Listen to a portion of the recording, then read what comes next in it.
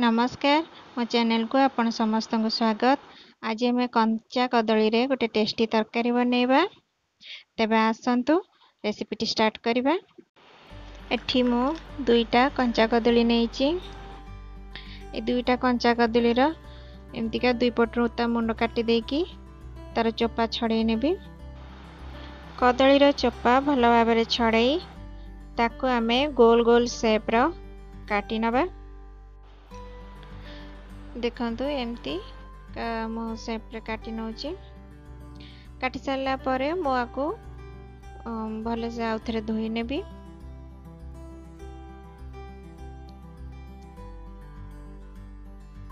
देखंतु एमती शेप रो आ गोटे कदली मध्ये मु काटी नउची। एठी मो कदली को धोई कि नै सारिची। एथरे आमे एबिका स्वाद अनुसार लूण दबा। लूण दे सारा परे मु एथरे हळदी गुंड दे दोची। हळदी गुंड मु एठी गोटे छोट चम्मच हळदी गुंड दोची। ता सहित मैं एठी दबा लंका गुंड।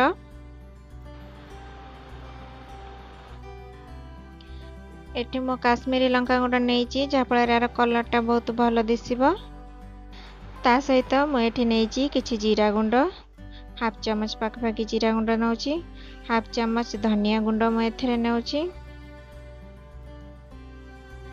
एवं ता सहित मु दउची 2 चम्मच बेसन। 2 चम्मच बेसन मु एठे दे दोची।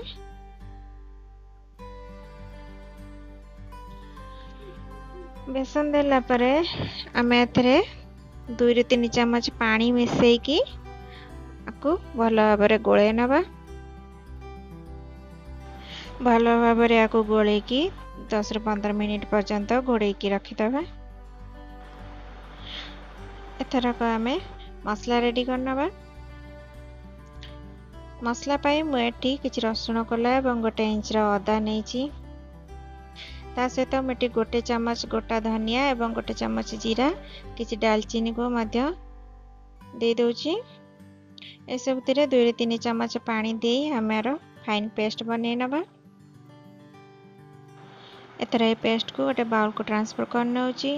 सेही मसला जारे मोटी काटी की रखितिबा गोटे बड़ टमाटो को मध्य ग्राइंड कर नउची। एठी दुईटा जांक मसला हमरा रेडी हो जाइची। एथर मो गैस लगे गोटे पैन बसौची। तादरे किछि मो रिफाइन तेल देली। तेल टिके गरम हे साला परे हमें कदली गुडी को गोटी गोटी पके की भाजीबा।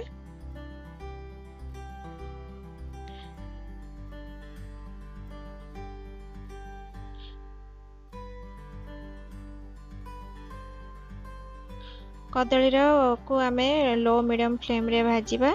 तर गोटे पट भलो से ब्राउन कलर हे गला परे ताको आमे लेउटेबा।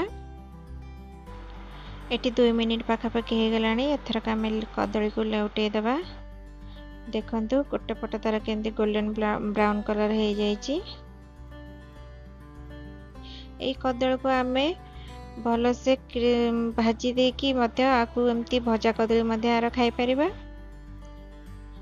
किंतु आमे तो एटी तरकारी बनेबा तेणु करी आको आमे बेसी भाजीबा दरकार नहीं। बेसी क्रिस्पी आको करिया दरकार नहीं। बस गोल्डन ब्राउन हे गला परे आको आमे पैन नु बाहर करनबा। एटी सब तक कदली मोर भाजी हे सलानी। आउ कदली भाजिया को हमको 3 ରୁ 4 मिनिट लागुची।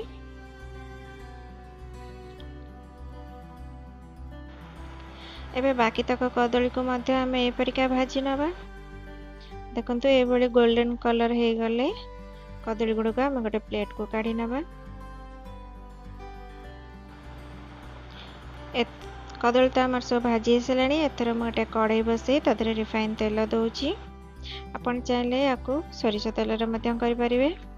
एठी म गोटे तेज पत्र को एमती का छिड़े की दे देली एवं गोटे चम्मच जीरा मधरे पके दोची। जीरा टिके फुटी गला परे मु एठी 2टा पियाज को काटी की रखितिली ताको दे दोची।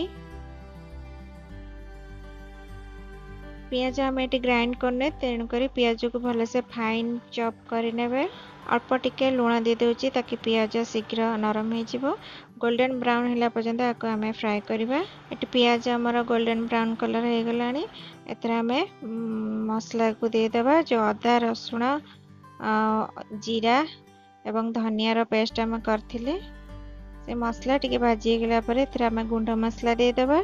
ये गोटे चमच काश्मीरी लंका गुंड आउ हाफ चमच ये नॉर्मल लंका गुंड दउची हाफ चमच हळदी गुंड दउची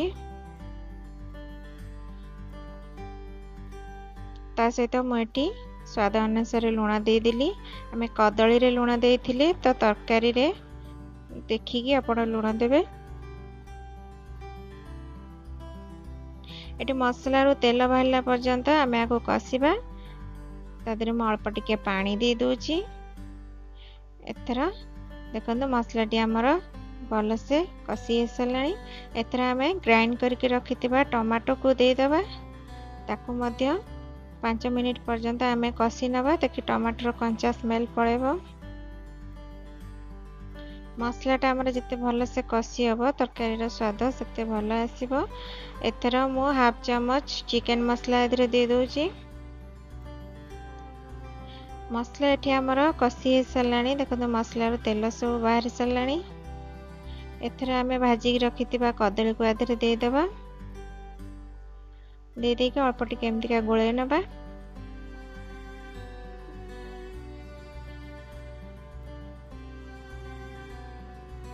एथर मु एथरे पानी दे दूची।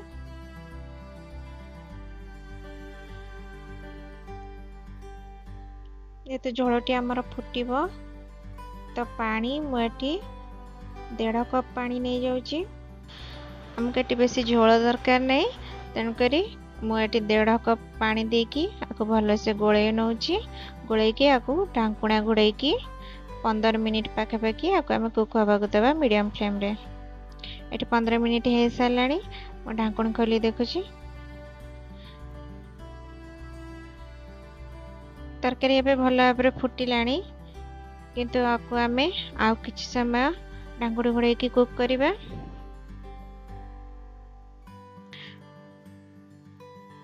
ये आउ 5 मिनिट हो जाइए 5 मिनिट पर देखो तरकारी झोल टिके बहल हो जाइए कदली गुड़ाक भलसे सीझी जाइए। एथर आम काटिक रखि धनिया पत्र को ये पकई दउची। एथर गैस रो फ्लेम मु बंद कर देली आउ 5 मिनिट पर आपको आम सर्व करवा। ये 5 मिनिट हो सारी मुझे गोटे बाउल को तरकारी सर्व करुची। देखो झोलर कंसिस्टेंसीटा केतिके अच्छी आमको एमती ही तरकारी दरकार आपको अपन भात रुटी परोटा ये सब जिनस खाईपर जेहेतु यहाँ कंचा कदलीर तरकारी तो यहाँ हेल्दी निश्चय। देखंतु एपरिका धनिया पत्र ताकू गार्निशिंग कर देछि। एथरा हमर कंचा कदलीर तरकारी प्रस्तुत हो सारी। जदि मो वीडियोटी आपण मानकु भल लागिछि तेबे आकु लाइक शेयर एवं सब्सक्राइब करिया को भूलिबेनी। मो पुणी आसीबि गोटे नुआ रेसिपी सहित से पर्यंत धन्यवाद।